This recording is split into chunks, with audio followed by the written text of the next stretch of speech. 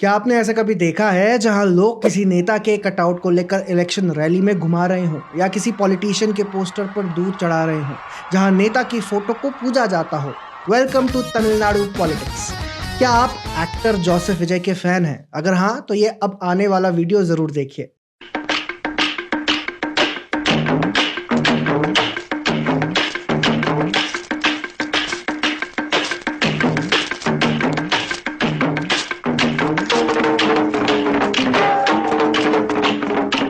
तमिलनाडु के social media circles में ऐसे कई सारे वीडियोस वायरल हैं। विजय के समर्थक इन्हें बड़े मजे से शेयर कर रहे हैं, वहीं कई लोग विजय का मजाक भी उड़ा रहे हैं। ऐसे ही कई वीडियोस हैं जिनमें विजय के कटआउट उनकी पार्टी टीवीके के समर्थक अपने साथ घुमा रहे हैं गाड़ियों में। अब अगर आप तमिलनाडु से नहीं हैं तो आपको ये सब बहुत अटपटा सा लगेगा, क्योंकि अन्य क्षेत्रों में, अन्य राज्यों में नेताओं के प्रति ऐसा क्रेज, ऐसी हीरो वर्शिपिंग नहीं दिखती जितना साउथ इंडिया के इस राज्य में दिखती है। दोस्तों, तमिलनाडु में जल्द इलेक्शन होने वाले हैं, इसीलिए ये टॉपिक अधिक रेलेवेंट हो जाता है। तमिलनाडु इलेक्शंस पर आप पैम्फलेट का एक खास एक्सप्लेनर भी देख सकते हैं, डिस्क्रिप्शन में आपको इसकी लिंक मिलेगी। तमिलनाडु के हीरो वर्शिप कल्चर में लेटेस्ट एंट्री हुई है जोसेफ विजय की। ये एक फेमस एक्टर रह चुके हैं, लेकिन अब एक्टिंग से रिटायरमेंट लेकर राजनीति में अपना सिक्का आजमाना चाहते हैं। 2024 में विजय ने अपनी अलग पार्टी बनाई थी, टीवीके यानी तमिलगा वेत्री काजगम। इस इलेक्शन में तो पॉलिटिकल एक्सपर्ट्स विजय की पार्टी को एक छुपे रुस्तम की उपाधि दे रहे हैं, लेकिन फिलहाल कोई नहीं जानता कि टीवीके की परफॉर्मेंस कैसी रहेगी। इलेक्शन कैंपेनिंग में जोसेफ विजय अपनी मास अपील का भरपूर इस्तेमाल भी कर रहे हैं। वे हर क्षेत्र में प्रचार करने नहीं आ पा रहे तो टीवी के कैंडिडेट्स उनकी स्टैचू या पोस्टर्स भी अपने साथ रैलियों में ले जा रहे हैं। उनके समर्थकों का क्रेज ऐसा है कि केवल उनसे हाथ मिलाने के लिए लोग उनकी गाड़ी के शीशे के बाहर मिन्नतें करते हैं, उनकी गाड़ी के पीछे बाइकें दौड़ा रहे हैं, जिससे अनफॉर्चुनेटली एक्सीडेंट भी हो जा रहे हैं। और दोस्तों, केवल जोसेफ विजय ही नहीं, बाकी नेताओं के लिए भी आपको तमिलनाडु में ऐसा ही क्रेज दिखेगा। Chief minister MK. स्टालिन के समर्थक उनके बड़े बड़े पोस्टर्स बनवाते हैं, उन पर फूल मालाएं चढ़ाते हैं। उनकी रैलीज आप देखिए, लाखों की भीड़ होती है, झंडों का एक पूरा समंदर होता है, हर तरफ एक ही चेहरा होता है। ये पॉलिटिकल रैली कम एक फेस्टिवल ज्यादा लगता है। फिर एआईएडीएमके की जयललिता का क्रेज अलग लेवल का था। जब उनकी डेथ हुई थी तो लोग लिटरली रो रहे थे, बेहोश हो रहे थे। तब की रिपोर्ट्स बताती हैं कि जयललिता की डेथ के बाद राज्य भर में लगभग 4 दर्जन लोगों ने आत्महत्या कर ली थी। एक और उदाहरण है डीएमडीके के विजयकांत का। उनकी मौत हो चुकी है, लेकिन अभी भी उनके लुक अलाइक इवेंट्स में मिल जाते हैं। तमिलनाडु में लगभग हर एक्टिव नेता का आपका कोई लुक अलाइक मिलेगा। ये भी राज्य में काफी लोकप्रिय है। अब असली सवाल यही है कि तमिलनाडु में ये हीरो वर्शिप इतना पावरफुल क्यों है? इसका जवाब हिस्ट्री में छुपा है। सब कुछ शुरू होता है पेरियार ईवी रामास्वामी से, लेकिन इसे समझने के लिए थोड़ा पीछे जाना पड़ेगा। उस समय तमिलनाडु तब तक का मद्रास प्रेसिडेंसी एक अलग ही फेज से गुजर रहा था। समाज में कास्ट डिविजन्स गहरे हो रहे थे और आम लोगों को लगता था कि सिस्टम उनके खिलाफ है। यहीं पर पेरियार की एंट्री होती है। ब्राह्मण डोमिनेंस का नैरेटिव वे बुनते हैं और सेल्फ रिस्पेक्ट मूवमेंट खड़ा करते हैं। उन्होंने लोगों से कहा, तुम्हें किसी के सामने झुकने की जरूरत नहीं है, और यही सबसे बड़ा टर्निंग पॉइंट था।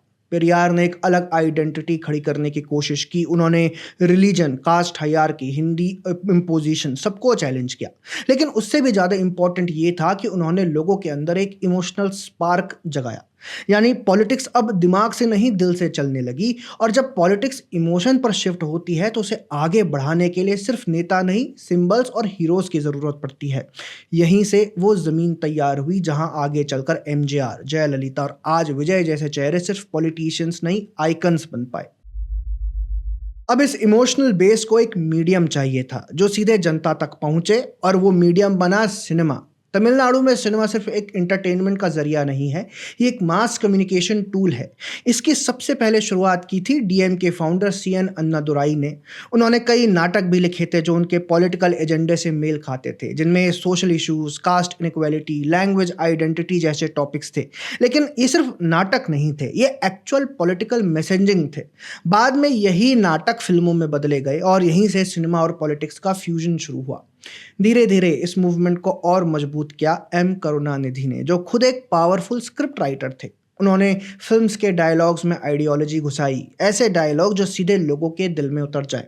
कास्ट के खिलाफ संदेश, द्राविडियन आइडेंटिटी का pride, north versus south narrative. Cinema hall सिर्फ मूवीज़ देखने की जगह नहीं रहे, वो बन गए एक तरीके से डीएमके के पॉलिटिकल क्लासरूम्स। और यहीं से वो फाउंडेशन तैयार हुई जहां आगे चलकर एमजीआर जैसे एक्टर सीधे पॉलिटिक्स में एंटर करके मास लीडर्स बन पाए। फिर आता है सबसे बड़ा turning point, famous actor MG Ramachandran, MGR. उन्होंने वही किया जो किसी ने पहले नहीं किया था।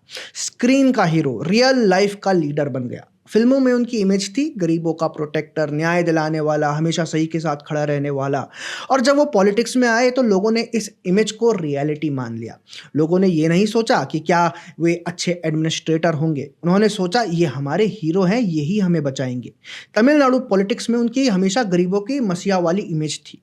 अपने राज में उन्होंने फिर वेलफेयर स्कीम्स प्रमोट की, जैसे मिड डे मील, और इससे उनकी पॉपुलैरिटी और स्वीकार्यता काफ़ी बढ़ी। और यहीं से तमिलनाडु में hero worshipping culture officially politics का एक हिस्सा बन गया। अब वोट आइडियोलॉजी पर नहीं, इमेज पर पड़ने लगी। अगर एमजीआर ने शुरुआत की तो जयललिता ने उसे पीक पर पहुंचाया। एमजीआर की तरह ये भी सिनेमा से आई थी, उनकी छत्रछाया में इन्होंने राजनीति सीखी थी। जयललिता ने पॉलिटिक्स को सिर्फ लीडरशिप तक सीमित नहीं रखा, उन्होंने उसे पर्सनल रिलेशनशिप में बदल दिया। वो सिर्फ चीफ मिनिस्टर नहीं थी, वो अम्मा थी। और ये कोई सिंपल निकनेम नहीं है दोस्तों, ये एक इमोशनल बॉन्ड था। उन्होंने वेलफेयर स्कीम्स भी ऐसी डिज़ाइन की कि हर चीज़ पर्सनल लगी। अम्मा कैंटीन, अम्मा वाटर, अम्मा सॉल्ट। अब जनता को ये नहीं लगता था कि सरकार हमारी मदद कर रही है, उन्हें तो ये लगता था कि अम्मा हमारी देखभाल कर रही है। और यहीं पर तमिलनाडु की पॉलिटिक्स इवॉल्व हो गई। अब सवाल करना मुश्किल हो गया था, क्योंकि आप गवर्नमेंट को तो नहीं, अम्मा को क्वेश्चन कर रहे होते थे। जयललिता की लोकप्रियता ऐसी थी कि 2016 में जब उनकी मृत्यु हुई थी तब खबरें आई थी कि तमिलनाडु में उनके कई समर्थक ये पीड़ा सह नहीं पाए। एआईएडीएमके के अनुसार लगभग 77 लोगों की शौक से उस समय मृत्यु हो गई थी। शायद तमिलनाडु के इतिहास में जयललिता जैसा क्रेज किसी और नेता का ना रहा हो। लेकिन व्यक्तित्वों के प्रति इस प्रेम के पीछे कौन सी लेयर छुपी है? अब यहाँ दोस्तों एक बहुत इंपॉर्टेंट लेयर जुड़ती है, गरीबी और सोशल इनसिक्योरिटी की। जब सिस्टम लोगों की बेसिक नीड्स पूरी नहीं कर पाता, जब इंस्टीट्यूशंस पर ट्रस्ट कमज़ोर होने लगता है, तो लोग एब्स्ट्रैक्ट चीज़ों पर भरोसा नहीं कर पाते। जैसे पॉलिसीज़, गवर्नेंस मॉडल्स, वो ढूंढते हैं एक चेहरा। आज़ादी के कई सालों तक तमिलनाडु अर्थव्यवस्था और सामाजिक विकास में पीछे रहा। राज्य में गरीबी और बेकारी का राज था। तो जाहिर है कि जनता को एक ऐसा इंसान रिलेटेबल लगता हो जो मजबूत हो, उनकी समस्याओं को दूर करे, यानी कि एक हीरो। तो तमिलनाडु में हीरो वर्शिप सिर्फ कोई कल्चर नहीं है, ये एक साइकोलॉजिकल रिस्पॉन्स है, जहां लोग सिस्टम की जगह एक इंसान पर भरोसा करने लगते हैं। और इस भरोसे को जीतने के लिए कई नेता और एक्टर दोनों हर संभव प्रयास करते हैं। आज तमिलनाडु में बेहतर आर्थिक हालात हैं, राज्य की इंडस्ट्रियल ग्रोथ अभूतपूर्व है, लेकिन फिर भी लोगों की मनोस्थिति में आज भी हीरो वर्शिप ट्रेट ज्यों का त्यों है।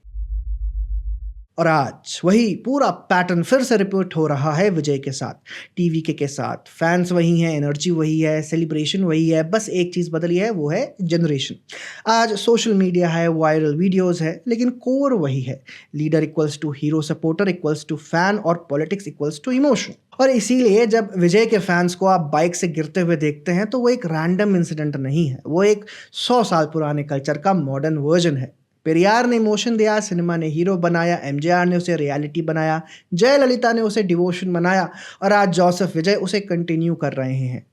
लेकिन विजय क्या एमजीआर और जयललिता की स्टोरी रिपीट कर पाएंगे? ये तो समय ही बताएगा। आपको क्या लगता है? कमेंट्स में अपनी राय अवश्य दीजिए।